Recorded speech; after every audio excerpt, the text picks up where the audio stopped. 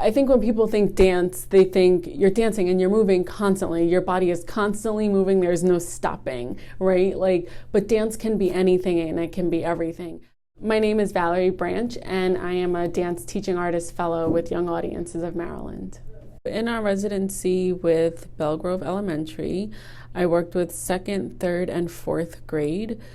We worked a lot with our bodies, with frozen poses and shapes, and learning how to make choices with a partner and by yourself. I'm Mark McAlpin. I'm the principal here at Belle Grove Elementary School.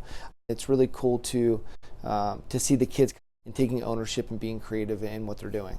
They talked about being free, making some of their own decisions on some things that they want to do, being creative, and then interacting with the arts that they never thought that they would be interacting with. My name is Betsy Breininger. I teach a class called Arts and Humanities.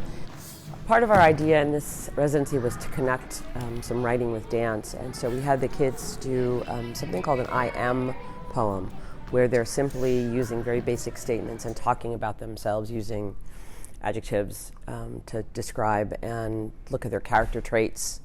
And then they were able to use those to choreograph their dance to. So if they said that they were creative, they would strike a pose that to them meant creative. If they were athletic, they would demonstrate a sports-like pose to make themselves look that way. And then they had to interconnect those characteristics.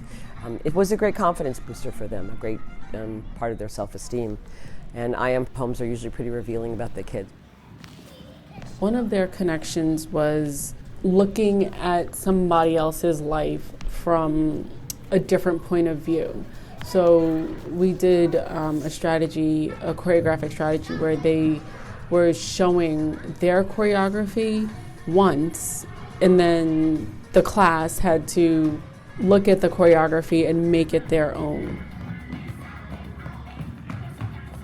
It was amazing to see what they were able to produce when we were clear with the expectations.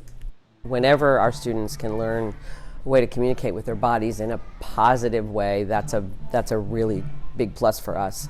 And I saw engagement from the kids that don't normally engage as much. If they're having to write or they're having to do classic academic responses, the ability to communicate in yet another language, in this case dance, really makes a difference for them. It's really cool to see the relationships that have happened, but then also the relationships within the arts.